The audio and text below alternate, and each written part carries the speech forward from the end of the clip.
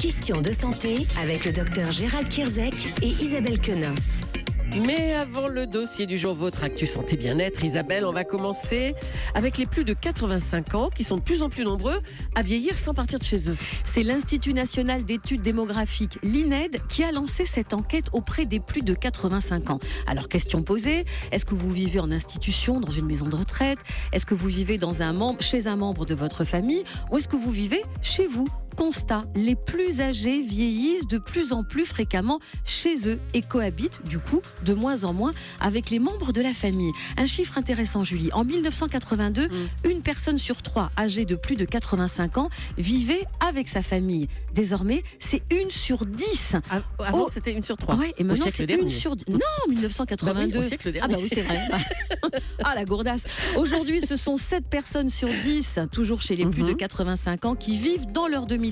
Ils sont restés chez eux. Alors, c'est souvent un choix financier. Les maisons de retraite coûtent cher, mais c'est aussi un choix personnel. Ça va dépendre de chacun. C'est pas évident de cohabiter avec ses enfants, Julie. Bah oui, je sais bien. Quand on est âgé, en tout cas. Vous adoreriez. Ah bah moi j'adorerais, mais moi C'est si eux, je leur ils veulent faisais pas pas de de nous. problème, bien sûr.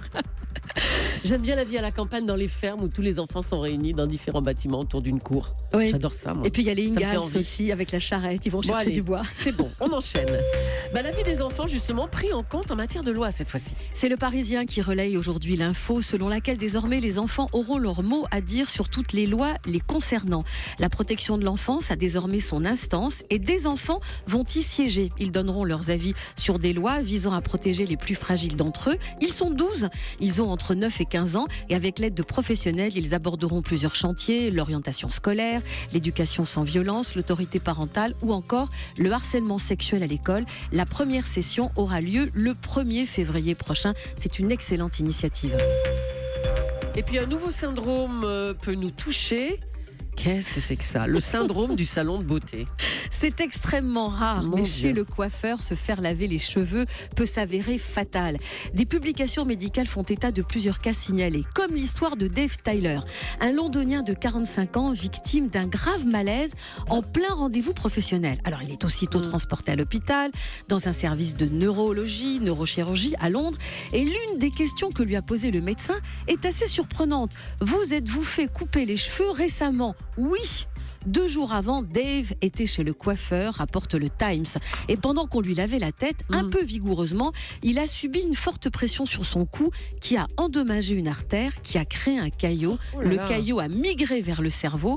Résultat de ce shampoing costaud, 3 mois d'hospitalisation. Dave marche désormais en s'aidant d'une canne et ne peut plus conduire. 2 autres cas ont été signalés, l'un encore en Angleterre, l'autre en 2014, cette fois-ci États-Unis, à San Diego. Dave a obtenu 90 000 livres de dommages et intérêts.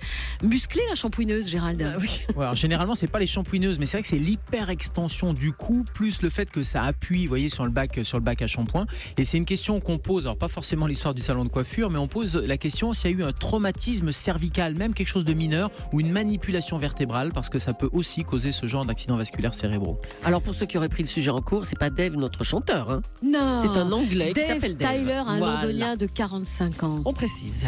Il fallait préciser.